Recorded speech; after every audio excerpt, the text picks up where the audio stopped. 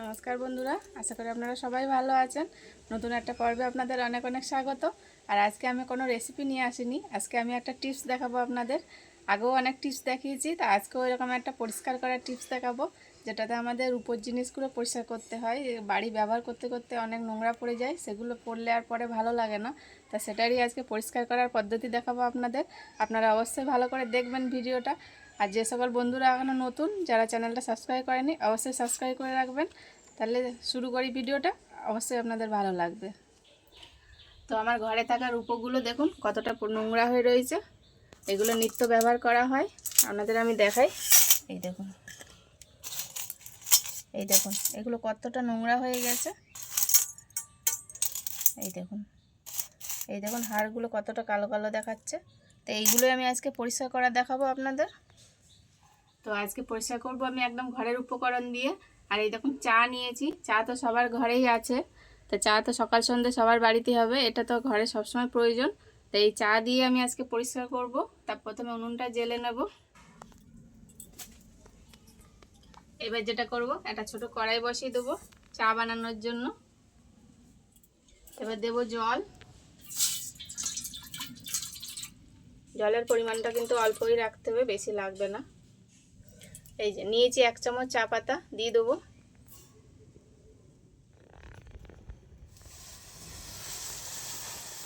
এই যে আমার চায়ের লিকার রেডি হয়ে গেছে, কত সুন্দর রঙও এসে গেছে। এবার নামিয়ে নেব। আর এরকম বাটি নিয়েছি, একটা ছাঁকনি নিয়েছি চা ছাঁকার, এর মধ্যে দিয়ে দেবো। তাহলে এই চায়ের পাতাগুলো আর পড়বে না। এবার কড়াইয়ের মধ্যে আমি লিকারটা ঢেলে দেবো। এবার আমি কিছু উপকরণ দিয়ে দেবো, যেটা দিলে রূপগুলো এবার ভালো পরিষ্কার হবে। এই যে আমি নিয়েছি খাবার সোডা, যেটা আমরা কিনা খাবারে ব্যবহার করি বাড়িতে সব সময়। এই যে তো এর থেকে আমি 1 চামচ নিয়ে দিয়ে দেবো। এই যে এরকম হাফ চামচের একটু বেশি দিয়ে দেবো। আমি এখানে ডিটারজেন্ট দিয়ে দেবো, আপনারা বাড়িতে যে ডিটারজেন্ট ব্যবহার করেন সেটাই দেবেন। আমারটা সার্ফ এক্সেলটা দিয়ে দেবো। এবারে আমি রূপোগুলো দিয়ে দেবো জলের মধ্যে। এই দেখুন,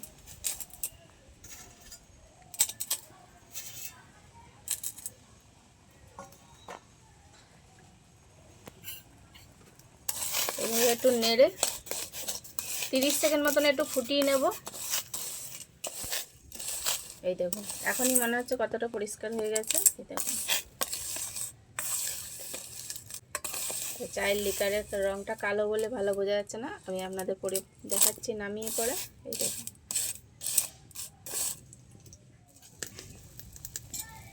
তো 30 সেকেন্ড হয়ে গেছে। এবার আমি নামিয়ে ঠান্ডা করে নেব, একটা বাটিতে ঢেলে নেব, তাহলে তাড়াতাড়ি ঠান্ডা হয়ে যাবে। তো এই দেখুন চায়ের লিকারের বাটিটা একদম ঠান্ডা হয়ে গেছে। এবার আমি একটা ব্রাশের সাহায্যে পরিষ্কার করে নেব।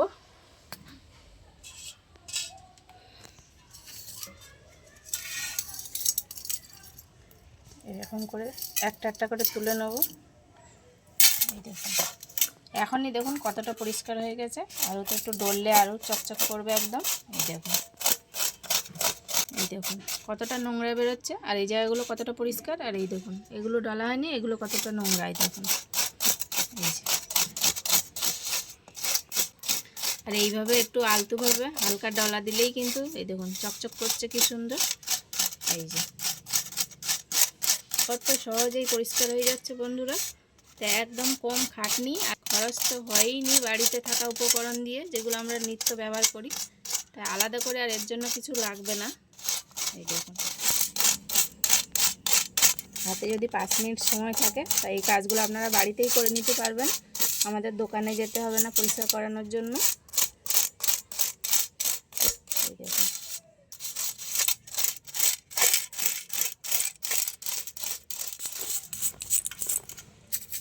এরকম করে একটু করে জল নিতে হবে, আর এইভাবে ডলতে হবে। এই দেখুন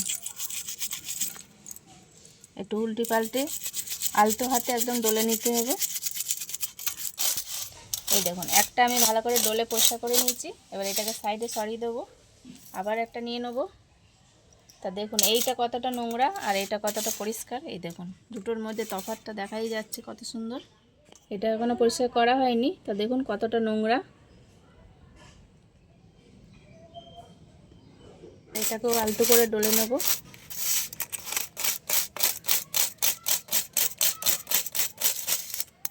এই ছোট্ট ছোট্ট জিনিসগুলো আমাদের জানা থাকলে কিন্তু আর খরচ হয় না, অনেকটাই পয়সা আমরা সেভ করতে পারি।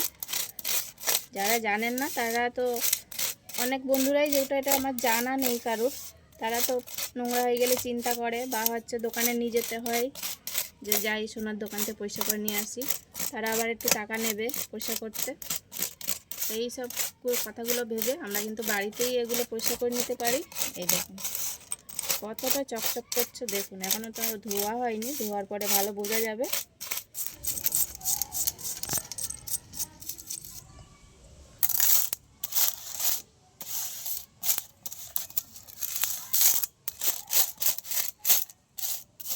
দেখুন একটু আলতো করে ডলা দিলেই কিন্তু ভালো পরিষ্কার হয়ে যাচ্ছে,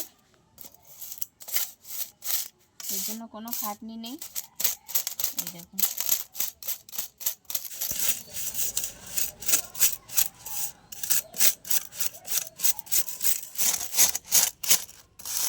এই যে হাড়গুলো আমি ভালো করে পরিষ্কার করে নিয়েছি। এই দেখুন কতটা পরিষ্কার হয়েছে। এবার পরিষ্কার জলে আপনাদের ধুয়ে দেখাবো।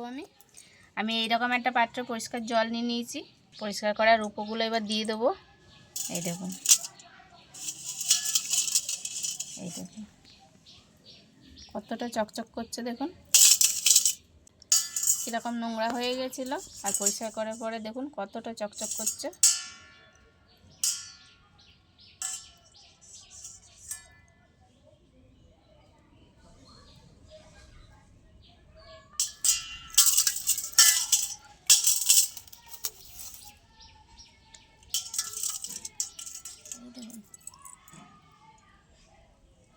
এরকম করে প্রত্যেকটা ভালো করে ধুয়ে নেব। এগুলো কতটা নোংরা ছিল আর কত সুন্দর পরিষ্কার হয়ে গেছে, মনে হচ্ছে না একদম নতুন করে দোকান থেকে আজকেই আনা হয়েছে। এই দেখুন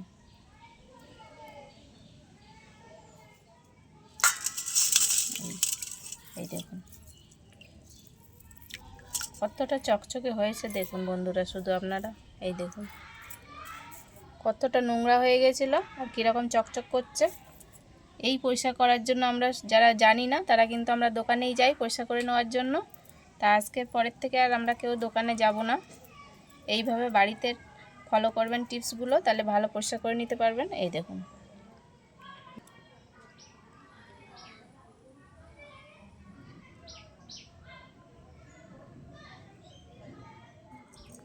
পরিষ্কার করে ভালো করে ধুয়ে আপনাদের দেখাবো। এই দেখুন, এই দেখুন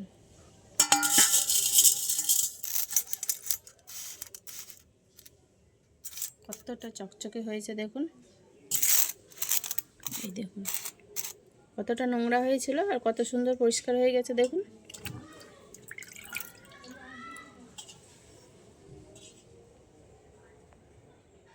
তো আজকে আমার রূপো পরিষ্কার করার পদ্ধতিটা আপনাদের কেমন লেগেছে অবশ্যই আমাকে কমেন্টে জানাবেন, আর ভালো লাগলে বন্ধুদের সাথে অনেক অনেক শেয়ার করে দেবেন। আর এরকম নিত্য নতুন রেসিপি পাওয়ার জন্য আমার চ্যানেলটা লাইক করে সাবস্ক্রাইব করে রাখবেন। তো দেখা হচ্ছে আবার কোনো নতুন পর্বে, তত সময় ভালো থাকবেন, সুস্থ থাকবেন, টাটা।